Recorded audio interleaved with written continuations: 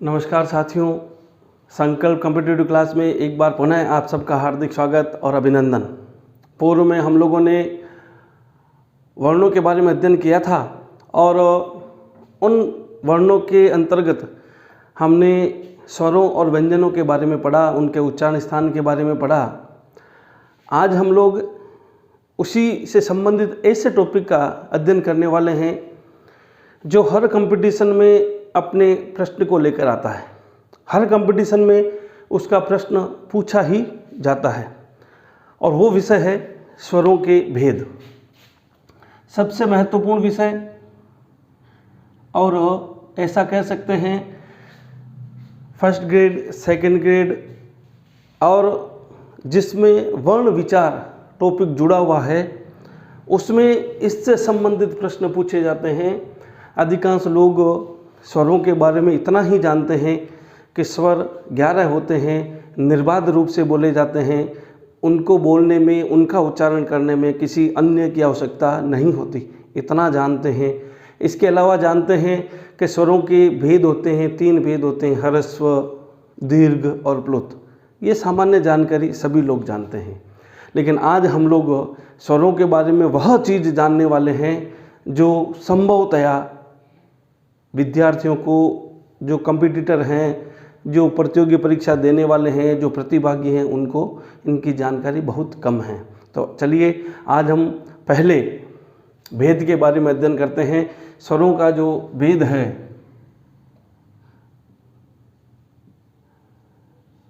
पहला जो भेद है वह है उत्पत्ति के आधार पर।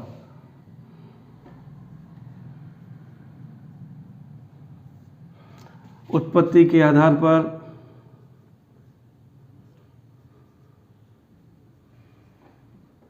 सबसे महत्वपूर्ण चीज, उत्पत्ति के आधार पर स्वरों के 2 भेद बताए गए हैं। 2 भेद कौन से हैं? सबसे पहले तो है मूल स्वर और दूसरे नंबर पर है जिसका नाम है संदेश स्वर। इनके बारे में हम लोग अध्ययन करते हैं। मूल स्वर वह जो हिंदी के आधार हैं, स्वरों के आधार हैं। अब इनकी उत्पत्ति उसी रूप में हुई है, इसलिए उन्हें मूल स्वर कहा जाता है।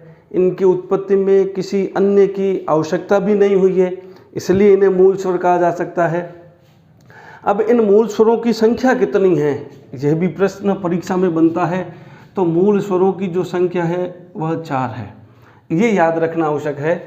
ऐसे स्वर जो मूल हैं, आधार हैं स्वरों के, और किसी अन्य स्वर की सहायता से ये निर्मित नहीं हुए हैं।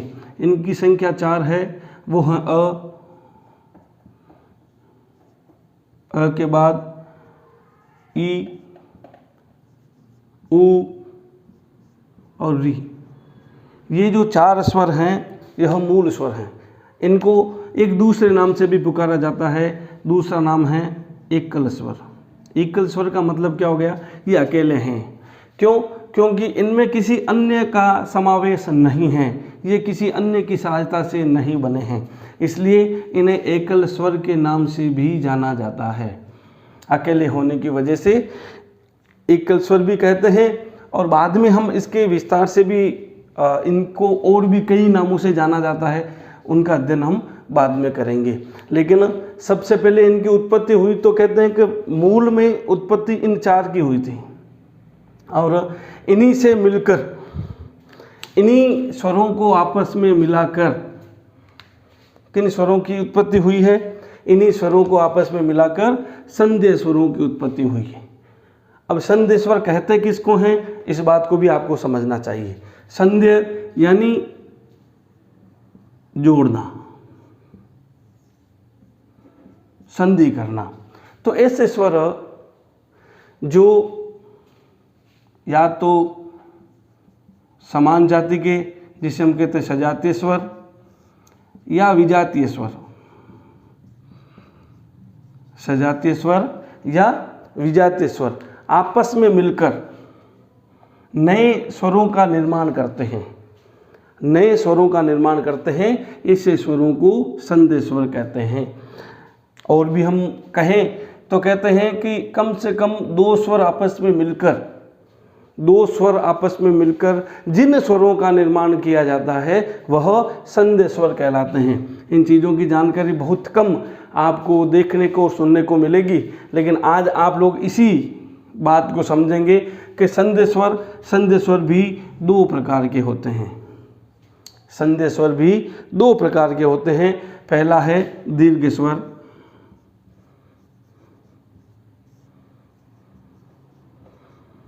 और दूसरा है संयुक्त स्वर।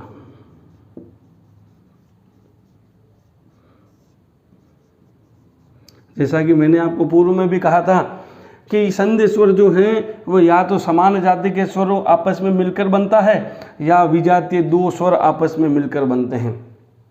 तो इस प्रकार से संधि का मतलब ही होता है जोड़कर दो स्वरों को मेल करके जब इनका निर्माण किया जाता है तो वह संधि स्वर कहलाता है। अब दीर्घ स्वरों में कौन कौन से आते हैं तो आप लोगों को पता है, दीर्घ स्वर में आ, ई और उ, ये दीर्घ स्वर के अंतर्गत आते हैं। और आपको पता है दीर्घ स्वर का जो निर्माण होता है वह सजातीय स्वर आपस में मिलकर इनका निर्माण करते हैं। आ का निर्माण हुआ है, अ मिलकर आ का निर्माण कर सकते हैं। समान जाति के स्वर हैं, ई मिलकर इनका निर्माण कर सकते हैं। उ मिलाकर इनका निर्माण कर सकते हैं। तो इस प्रकार से संधि स्वर के अंतर्गत दीर्घ स्वर आता है। और दीर्घ स्वर क्यों? क्योंकि समान जाति के स्वर, यहाँ केवल मैंने यही लिखा है, ऐसा भी हो सकता है। तो समान जाति के स्वर आपस में मिलकर एक स्वर का जब निर्माण करते हैं, कम से कम कितने होने चाहिए? कम से कम दो होने चाहिए। तो दो स्वर आपस में मिलकर और वो भी समान जाति के हों तो वह दीर्घ स्वर का निर्माण करते हैं। ऐसे ही जैसे संयुक्त स्वर है वैसे ही जैसे दीर्घ स्वर है वैसे ही संयुक्त स्वर है। और संयुक्त स्वर के अंतर्गत ए, आई, ओ और औ। ऐसा क्यों होता है? क्योंकि इनका निर्माण भी दो विजातीय स्वरों को मिलाकर हुआ है। ए का निर्माण होता है अ और आ, इधर ई और ई, इन दोनों को मिलाकर ए का निर्माण होता है। आई का निर्माण कैसे होता है?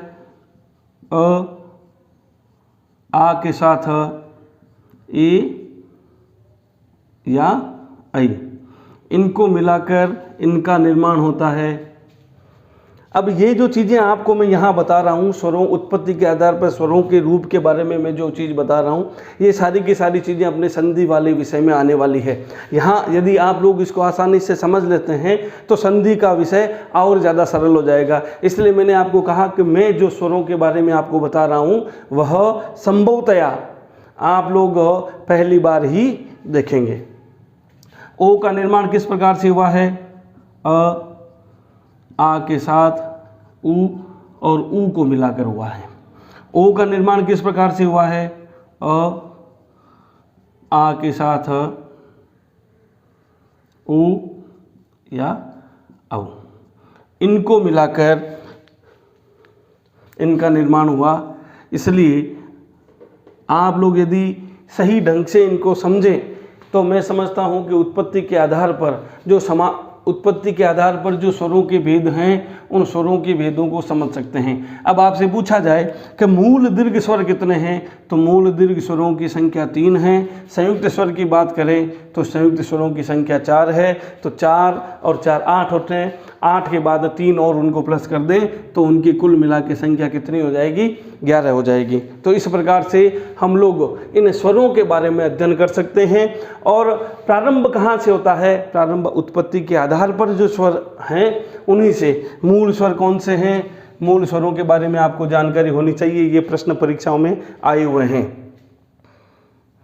यहाँ पर भी हम लोग कह सकते हैं।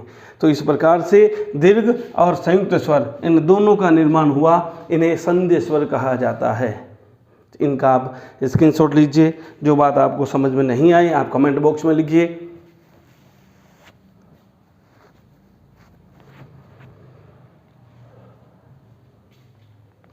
मैं समझता हूँ कि यह जो चीज़ है यह पहली बार ही आप लोगों के ध्यान में आई है, और ये इसलिए कि हम लोगों ने आपसे पहले ही ये वादा कर रखा है कि हम जो भी कंटेंट्स आपको देने वाले हैं वो इस प्रकार के होंगे जो आपको बहुत कम या नहीं के बराबर देखने को मिलेंगे।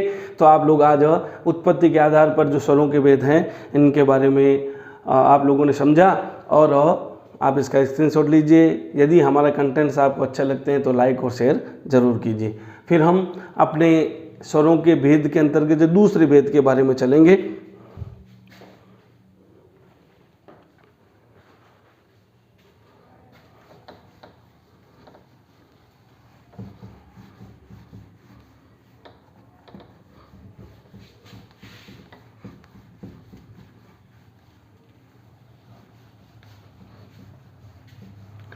स्वरों के जो दूसरा भेद है वह है जाति के आधार पर। पहला जो भेद था वह था उत्पत्ति के आधार पर, उसके बाद जो दूसरा भेद बनता है वह बनता है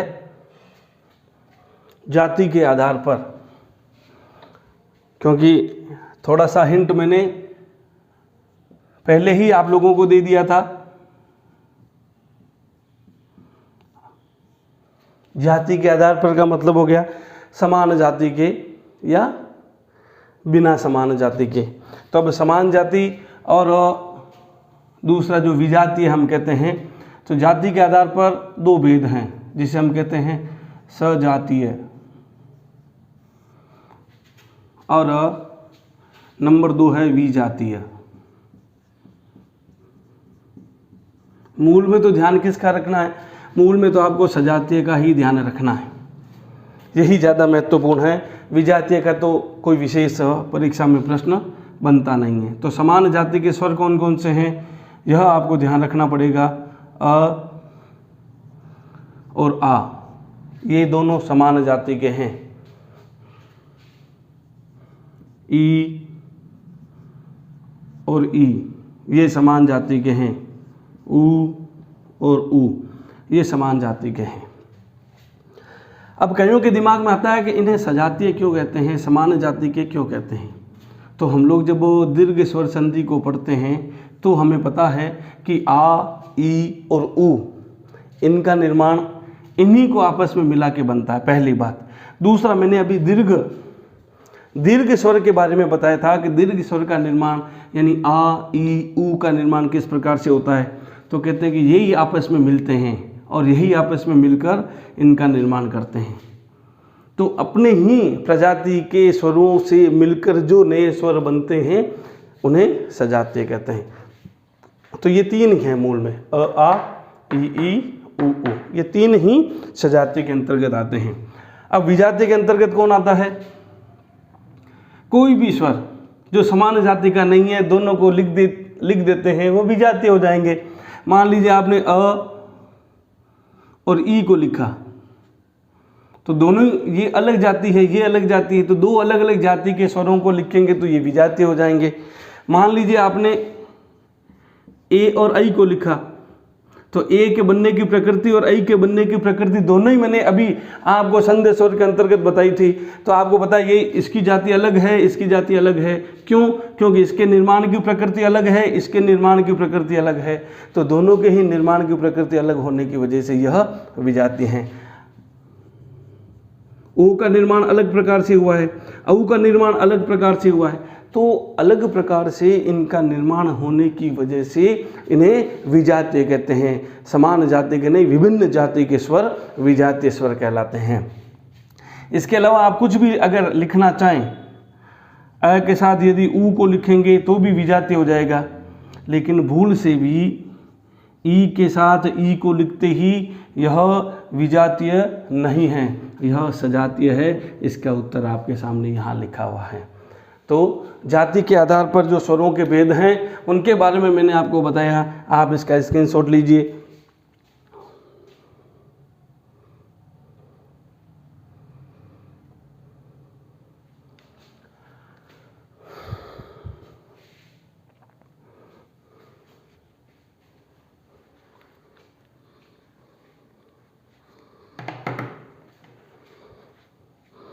इसके बाद हम लोग जो चीज़ पढ़ने वाले हैं जाति के आधार पर हो गया। तीसरा जो भेद होगा उस तीसरे भेद के बारे में हम लोग पढ़ने वाले हैं। मैं समझता हूँ कि जो चीज़ आपको बताई जा रही है वह चीज़ सारी की सारी आपको समझ में ज़रूर आ रही होगी। यदि कोई भी प्रश्न आपके दिमाग में बनता है, परीक्षा में प्रश्न पूछा गया है समान जाति के स्वर कौन से हैं, परीक्षा में प्रश्न पूछा गया है कि मूल स्वर कौन से हैं, तो मूल स्वरों के बारे में मैंने आपको बता दिया। संध्य स्वर कौन से हैं, तो संध्य स्वर के 2 भेद आपको बताए थे। अब हम जो तीसरा भेद पढ़ने वाले हैं वह तीसरा भेद जो है वह भी बड़ा महत्वपूर्ण है, वह है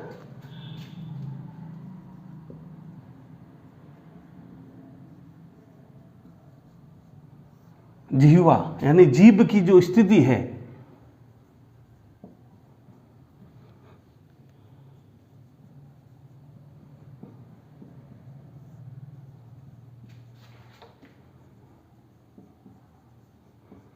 जिह्वा की जो स्थिति है, जिह्वा की स्थिति का मतलब क्या हो गया? आप लोग जानते हैं अपने मुख में जो जीभ बनती है वह इस प्रकार से बनती है। तो यह जो जीभ बनती है, इस जीभ में 3 भाग किए हुए हैं। एक भाग किया हुआ है जीभ का आगे वाला भाग, जिसे हम लोग कहते हैं अग्रभाग। एक किया है बीच वाला भाग, जिसे हम लोग कहते हैं मध्य भाग। और एक चीज़ जो दी हुई है जो पीछे का भाग है उसे कहते हैं पश्च, यानी पीछे का भाग। ये 3 प्रकार से जीभ की स्थिति होती है। अब ये कहता है कि जब हम किसी स्वर का उच्चारण करते हैं, जब हम लोग किसी स्वर का उच्चारण करते हैं तो जीवा की स्थिति कौन सी, आगे वाली, मध्य वाली या पीछे वाली, कौन सी स्थिति में हल्का सा कंपन या यूं कह सकते हैं हलचल होती है, हल्की सी हलचल होती है? पीछे वाले भाग में होती है, मध्य वाले भाग में होती है, अग्र वाले भाग में होती है। तो इस आधार पर भी जीवा की जो स्थिति है पीछे, मध्य और आगे कैसे भी ले सकते हैं कि कौन सा स्वर, किस स्वर का हम उच्चारण करें जिसमें जीवा के पीछे वाले भाग में हलचल होती है, किस स्वर में मध्य वाले भाग में हलचल होती है और किस स्वर में आगे वाले भाग में हलचल होती है। तो हम लोग अभी इस आधार पर भी, जैसा मैंने कहा कि भाई जीवा की जो स्थिति है उस जीवा की स्थिति के आधार पर भी स्वरों के भेद किए गए हैं, जिसमें पहला भेद है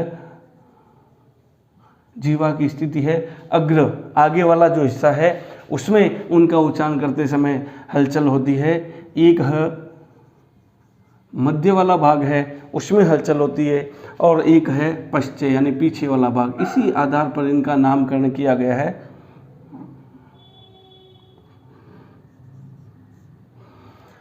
इसी आधार पर इनका नामकरण किया गया है। तो आप लोग सबसे पहले हम सरल की बात करते हैं, क्योंकि अ जब बोलते हैं तो मध्य भाग में जीवा की स्थिति में हलचल होता है। तो अ जीवा की जो स्थिति है, आपके मुंह में जितनी भी जीव की स्थिति बनती है उसमें अ जब बोलते हैं तो मध्य वाले भाग में हलचल होती है। ये हो गया। अब हम सबसे, क्योंकि एक ही है, मध्य के अंतर्गत एक ही आता है, और इसका प्रश्न प्रथम श्रेणी परीक्षा में यानी फर्स्ट ग्रेड की और सेकंड ग्रेड की परीक्षा में इसका एज इट इज प्रश्न पूछा गया। मध्य जीवा की स्थिति, मध्य भाग से उच्चारित होने वाला स्वर कौन सा है? तो वह अ है। एक ही था इसलिए ज़्यादा कंफ्यूज थी नहीं, लेकिन इन लोगों को पढ़े कौन, इन चीज़ों को पढ़े कौन? तो मैंने आपको पहले ही कहा था हमारे कंटेंट्स पर जाइए, वह ज़्यादा महत्वपूर्ण है। और आपको जो चीज़ भी मिलेगी वह पूर्ण मिलेगी, कहीं भी किसी भी प्रश्न के गलत होने की संभावनाएं नहीं रहेगी। ये तो आ गया मध्य का भाग। अब हम बात करते हैं अग्रभाग को।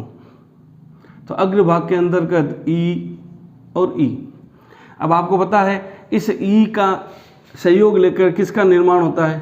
ए का निर्माण होता है, और इस ए का सहयोग लेकर किसका निर्माण होता है, ऐ का निर्माण होता है।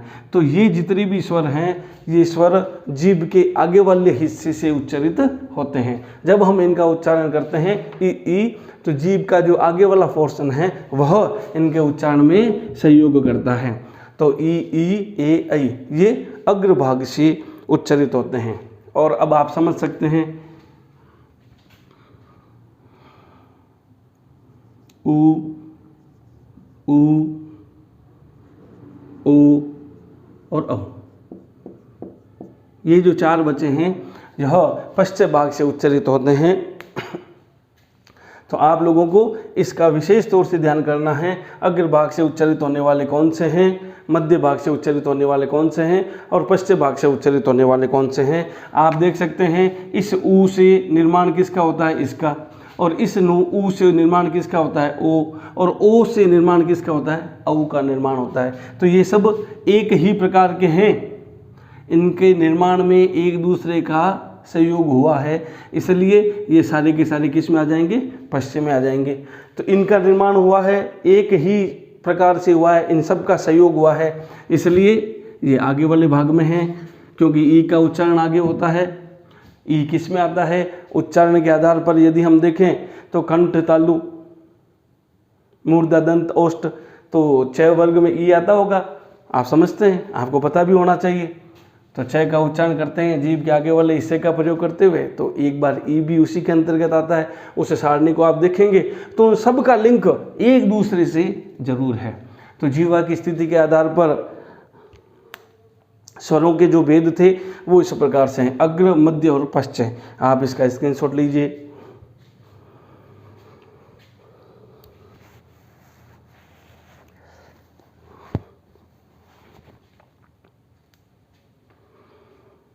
चलिए आगे हम लोग जिस प्रकार से जीवा की स्थिति हम लोगों ने देखी थी उसी प्रकार से स्वरों का उच्चारण करते समय होठों की स्थिति भी मायने रखती है। कौन से स्वर हैं जिन स्वरों में होठों का प्रयोग होता है, कौन से ऐसे स्वर हैं जिनसे होठों की स्थिति में परिवर्तन होता है, कहाँ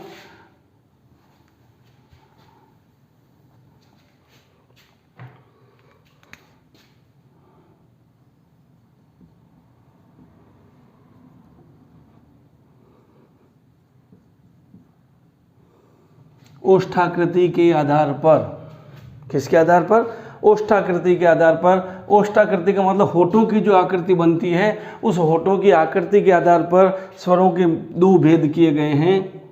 सबसे पहले तो है अवृत्ताकार और दूसरा है वृत्ताकार। अब अवृत्ताकार और वृत्ताकार की बात करते हैं तो वृत्ताकार का मतलब क्या होता है, जब हम लोग स्वरों का उच्चारण करते हैं तो होठ गोल हो जाते हैं, और जब होठ गोल हो जाते हैं तो उसे कहते हैं वृत्ताकार। तो अब वृत्ताकार कौन कौन से हैं, आप खुद जब इसका उच्चारण करेंगे अ, आ, ई, ऊ, जो ही आप ऊ बोलेंगे आपको लगेगा मेरे होठ गोल हो गए। तो वृत्ताकार में कौन आ गया, ऊ आ गया। ए, ऐ, ओ, औ, ये कौन हो गया, वृत्ताकार में आ गया, ओ, औ। अभी मैं विदेशी स्वरों के बारे में कोई बातचीत नहीं कर रहा हूँ, मूल अपने जो स्वर हैं उन मूल स्वरों के बारे में ही मैं बात कर रहा हूँ। तो यहाँ आप लोग देख सकते हैं वृत्ताकार के अंतर्गत कौन आते हैं, और शेष जितने भी बचते हैं, शेष जितने भी बचते हैं वह सब के सब अवृत्ताकार के अंतर्गत आते हैं। अब आप लोग समझ सकते हैं वृत्ताकार का मतलब होठ की जो आकृति है वह गोल गेंद की तरह हो जाए उच्चारण करते समय, तो वह वृत्ताकार हो जाएगा, गोल हो जाएगा, होठों की स्थिति इस प्रकार से हो जाएगी। और जिनका उच्चारण करते समय होठों की स्थिति गोल नहीं होती है इसलिए इनका नाम हो गया अवृत्ताकार। स्वरों की संख्या भी आपके सामने, सब चीज़ें आपके सामने हैं। परीक्षा में प्रश्न बनने का प्रकार क्या होता है, परीक्षा में जो प्रश्न बनता है निम्न में से अवृत्ताकार स्वर है। ये प्रश्न बनने का प्रकार है। अब आपको विकल्प क्या देगा? विकल्प भी बहुत गजब के देते हैं। कई बार विकल्प दो दे देते हैं। पहला देता है अ और ए, एक विकल्प ये हो गया। नंबर 2 विकल्प देता है अ उ। नंबर 3 विकल्प देता है आ और ओ। और नंबर 4 आपको जो विकल्प देता है ए और औ। अब आप खुद समझ सकते हैं, कई बार ए औ नहीं देकर ये इस प्रकार से आपको कंफ्यूज करने के लिए ऊ और ऊ दे देता है, ये भी आपको दे सकता है। तो इस प्रकार से जो प्रश्न बनते हैं परीक्षा में, वह प्रश्न सबसे महत्वपूर्ण होते हैं। जबकि प्रश्न क्या था? अवृत्ताकार की बात हुई थी, लेकिन हम प्रश्न को कई बार ध्यान से नहीं पढ़े तो भी हमारे सामने एक समस्या खड़ी होती है, और हम जब इनकी जानकारी नहीं रखते हैं तो हमारे प्रश्न गलत होने की संभावना बढ़ जाती है। कई लोग इसके ऊपर जाएंगे और कई लोग जो जानते हैं, जो सीखते हैं, जो समझते हैं, वह सही उत्तर की तरफ जाएंगे। इसलिए आप लोगों से निवेदन है कि प्रश्न कैसा भी बन सकता है। हम आपको प्रश्नों की लिस्ट भी बना के प्रश्नों का एक पूरा का पूरा वीडियो बनाएंगे, जिसमें खूब सारे प्रश्न होंगे और उन प्रश्नों का विस्तार से वर्णन भी किया जाएगा, ताकि आप लोग आसानी से कंपटीशन को फाइट कर सकें, आपके सामने कोई समस्या नहीं रहे। आप इसका स्क्रीनशॉट लीजिए। इसके बाद हम चलते हैं अपने नए भेद की तरफ। आज हम लोगों ने ये जो चौथा भेद था ओष्ठाकृति, अब हम पढ़ेंगे अपना जो 5वां भेद है। उस 5वें भेद के बारे में पढ़ेंगे। जैसे होठों की आकृति होती है, वैसे ही स्वरों के उच्चारण करते समय मुख की भी आकृति होती है। अब मुख की आकृति कैसे? कि ऐसे कई सारे स्वर हैं जिनसे मुख खुलता है, जिनका उच्चारण करते समय। सबसे बढ़िया है जिसमें मुख पूरा खुलता है, आ बोलते ही पूरा का पूरा मुंह खुल गया। तो मुख की जो आकृति है, उस मुख की आकृति के बारे में हम लोग पढ़ रहे हैं। तो अपना जो 5वां भेद होगा वह होगा मुखाकृति। कौन सा भेद होगा? मुखाकृति। अब इस मुखाकृति भेद एक नहीं है, इसके पूरे 4 भेद हैं।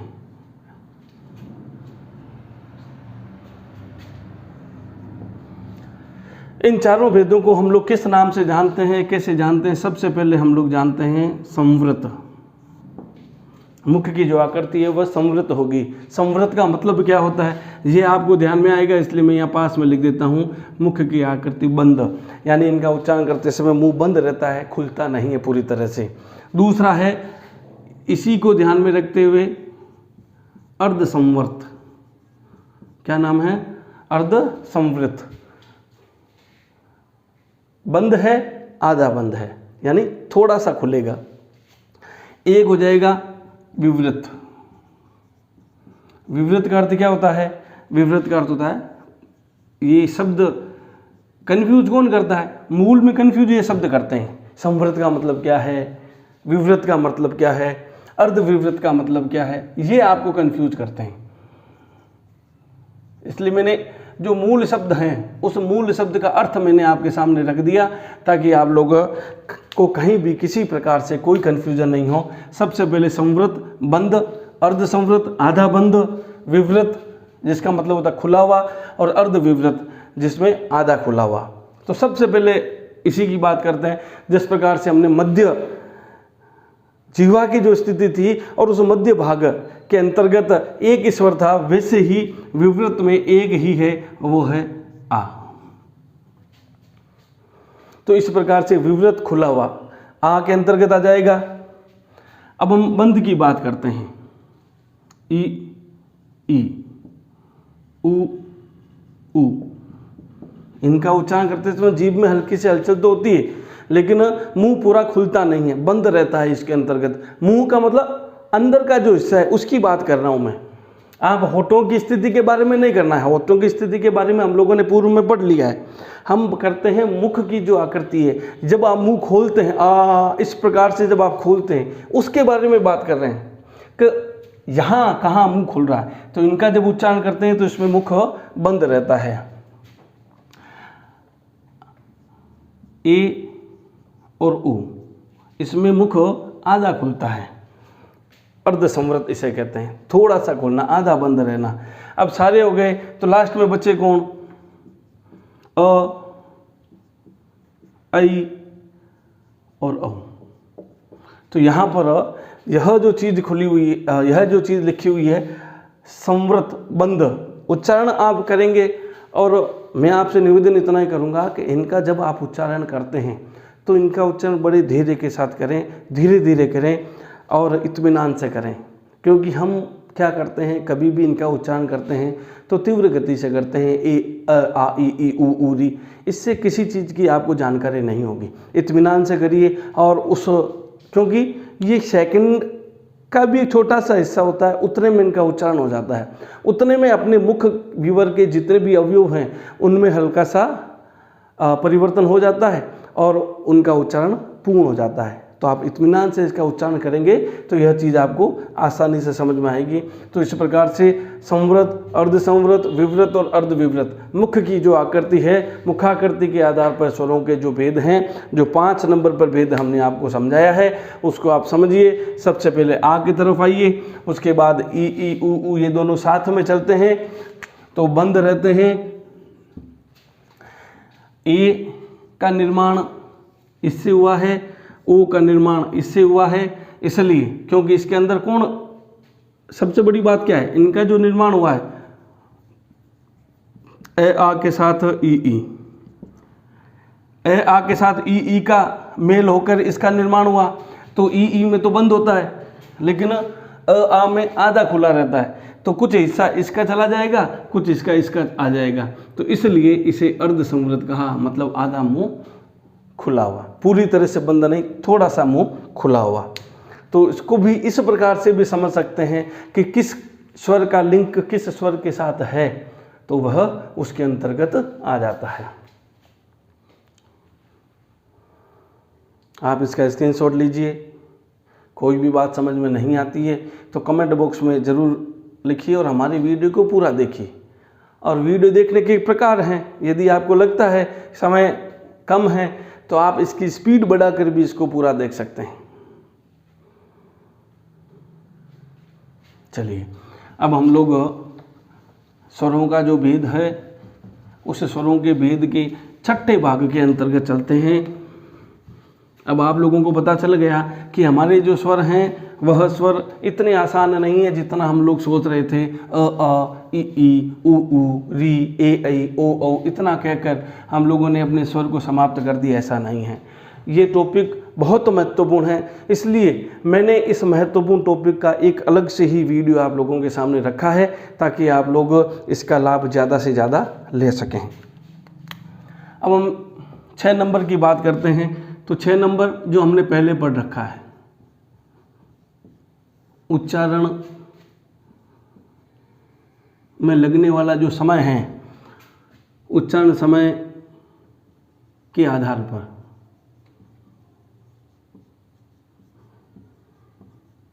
यानी किसी भी स्वर का उच्चारण करते समय जो समय लगता है उस समय के आधार पर इसके भेद किए गए हैं। और इसके भेद मैंने आपको पूर्व में भी बता दिए थे कि इसके कुल मिला के 3 भेद हैं। सबसे पहला है ह्रस्व स्वर, ये पूर्व में हम लोगों ने पढ़ रखा है। दूसरा है दीर्घ स्वर और तीसरा है प्लुत स्वर। तो ये तीनों भेद हम लोगों ने पढ़े थे और हमें पता भी है कि ह्रस्व कौन से हैं, दीर्घ कौन से हैं। तो आप जल्दी इसका, और ये जो मूल स्वर हैं वो मूल स्वर ह्रस्व स्वर के अंतर्गत आते हैं। परीक्षा में प्रश्न बनता है कि कौन सा स्वर ह्रस्व और मूल स्वर दोनों ही हैं, तो भी आप लोग इसी का उत्तर दें। दीर्घ स्वर के अंतर्गत कौन आता है? आ, ई और उ, ये दीर्घ स्वर के अंतर्गत आते हैं। और दीर्घ स्वर के अंतर्गत कौन आता है? ई, ऐ, ओ और औ। ये देखिए, ये दीर्घ स्वर के अंतर्गत भी आते हैं और पहले मैंने एक चीज़ भी बताई थी, ये संयुक्त स्वर के अंतर्गत भी आते हैं। दोनों ही हैं, दीर्घ स्वर भी हैं। जब केवल दीर्घ स्वर के बारे में पूछा जाए तो ये हो जाएगा, और दीर्घ और संयुक्त अलग अलग पूछा जाए, यानी संध्य स्वर के बारे में पूछा जाए, संध्य स्वर के बारे में पूछा जाए तो यह दोनों ही अलग अलग होंगे, और केवल दीर्घ स्वर के बारे में पूछा जाए तो ये शामिल हो जाएंगे। संयुक्त स्वर भी दीर्घ स्वर के अंतर्गत आ जाते हैं। और तीसरा प्लुत की बात करते हैं। अब होता क्या है, उच्चारण में समय 1 गुना समय लगता है, इससे 2 गुना समय लगता है, और इसमें 3 गुना समय लगता है। किससे समय 3 गुना लगता है? तो ये कहता है कि ह्रस्व से 2 गुना समय, 2 गुना समय, और ह्रस्व से ही इसमें 3 गुना समय लगता है। ह्रस्व से ही 3 गुना समय लगता है। तो प्लुत का प्रयोग सबसे ज़्यादा लोग आपको बताएंगे, मैंने पहले भी आपको बताया था, ओम का उच्चारण करते हैं। और ये जो 3 की मात्रा, हिंदी का जो 3 है, इस हिंदी के 3 की बात करते हैं। अभी छोटी सी जानकारी भी आपको दे देता हूँ कि ये 3 लिखा हुआ है और 3 को उल्टा कर देते हैं तो 6 बन जाएगा। 3 और 6 को मिलाकर बनता है 36। इसीलिए एक दूसरे के विपरीत होता है, इसलिए कहा जाता है कि इसके अंदर 36 का आंकड़ा है। ये 36 का आंकड़ा इसी प्रकार से बना है। हिंदी के जो अक्षर हैं 3 और 6, इसी से 36 का आंकड़ा बना है, क्योंकि दोनों एक दूसरे के विपरीत हो गए। ऐसा लगता है जैसे एक दूसरे से ये दोनों नाराज हैं, तो दोनों 36 का आंकड़ा बन गया। अब ओम की बात करते हैं। कोई आवश्यकता नहीं है कि हमेशा ओम में लगेगा। आप किसी के नाम को बुलाएंगे और जिस अक्षर पर, जिस स्वर पर आप ज़्यादा समय देंगे, जहाँ मैंने 3 लिखा, इसका मतलब क्या हो गया? इसका मतलब हो गया कि इस अक्षर पर, इस स्वर पर ज़्यादा जोर दिया गया, इसलिए इसे प्लुत स्वर कहा गया। इतनी बात है, कोई विशेष प्लुत स्वर है ऐसा नहीं है। जिस स्वर पर आप ज़्यादा समय देते हैं, 3 गुना समय देते हैं, या ऐसा समझ सकते हैं कि यदि आप किसी को बुलाते हैं, किसी को पुकारते हैं, पुकारते समय किस स्वर पर आपने ज़्यादा जोर दिया, कौन सा स्वर आपने लंबा खींचा, जो स्वर आपने लंबा खींचा, जिस पर ज़्यादा जोर दिया, वह प्लुत के अंतर्गत चला जाता है। शुद्ध नियम, शुद्ध तरीका उसका यही है। शेष जो भी कहते 3 गुना समय लगता है, अरे 3 गुना समय लगेगा कैसे, इस बात को भी तो समझना आवश्यक है। रमेश, तो मैंने मैं एक की मात्रा पर ज़्यादा जोर दे दिया, वो प्लुत हो गया। अम्मा, माँ के ऊपर, आ की मात्रा के ऊपर मैंने आ की मात्रा को लंबा खींच लिया, तो उसके ऊपर मैंने जोर ज़्यादा दे दिया, तो प्लुत स्वर का प्रयोग वहाँ हो गया। तो इस प्रकार से उच्चारण समय के आधार पर स्वरों के जो भेद हैं, ह्रस्व, दीर्घ और प्लुत, आप लोग इसका स्क्रीनशॉट लीजिए। जो बात समझ में नहीं आए, पुनः एक बार आप कमेंट बॉक्स में ज़रूर लिखिए, और हमारी वीडियो को पूरा देखिए, ताकि यह सबसे महत्वपूर्ण टॉपिक हैं जो आप लोगों के लिए बिल्कुल सरल हो जाएगा। और जो सारणी के आधार पर, चार्ट के आधार पर मैंने समझाने का आपको प्रयास किया है, वो आपके कंपटीशन में बहुत काम आने वाला है।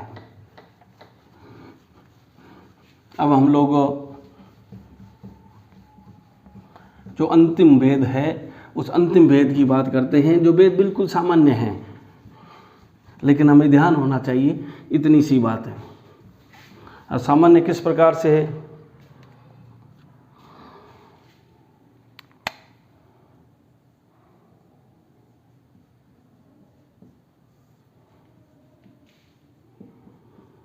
उच्चारण स्थान के आधार पर।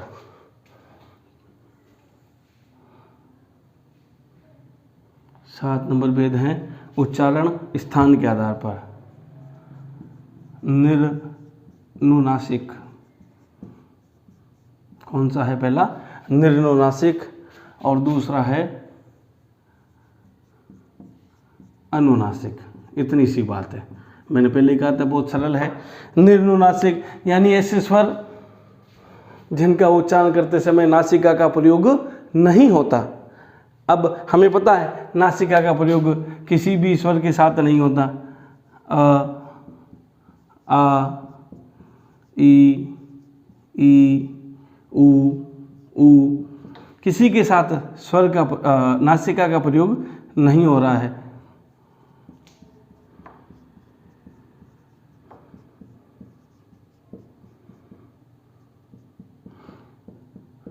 यानी जिन स्वरों के साथ नासिका का प्रयोग नहीं होता, चंद्र बिंदु का प्रयोग नहीं होता, वह निर्नुनासिक हो जाएगा। और जिनके साथ स्वर तो यही है लेकिन इनके साथ चंद्र बिंदु का प्रयोग हो गया, अंग, तो ये अनुनासिक हो जाएंगे। ये अनुनासिक हो जाएंगे। ये अनुनासिक हो जाएगा। ये अनुनासिक हो जाएगा। नासिका का प्रयोग होते ही ये अनुनासिक हो जाएगा, और जिसमें नासिका का प्रयोग नहीं होता वह निर्नुनासिक हो जाएगा। निर यानी बिना नासिका के साथ जिनका उच्चारण होता है वह निर्नुनासिक हो जाएगा। इस प्रकार से मैंने आप लोगों को स्वरों के बारे में संपूर्ण जानकारी दी है, इसलिए आप केवल इतना ही नहीं मानिए कि स्वर 11 होते हैं, अ, ई, जिसमें ह्रस्व हो जाएगा, दीर्घ हो जाएगा, प्लुत हो जाएगा। स्वर इतने नहीं हैं। मूल स्वर कौन से हैं, किसका उच्चारण स्थान कौन सा है, ये सारी चीज़ें मैंने आपको समझाने का प्रयास किया। यदि हमारा कंटेंट्स आपको अच्छा लगता है तो हमारे चैनल को लाइक कीजिए, सब्सक्राइब कीजिए, ज़्यादा से ज़्यादा शेयर कीजिए। जितने भी कंपटीशन है जहाँ वर्ण विचार हैं वहाँ इसका प्रयोग, इससे संबंधित प्रश्न जरूर पूछे जाते हैं। धन्यवाद। जय हिंद, जय भारत।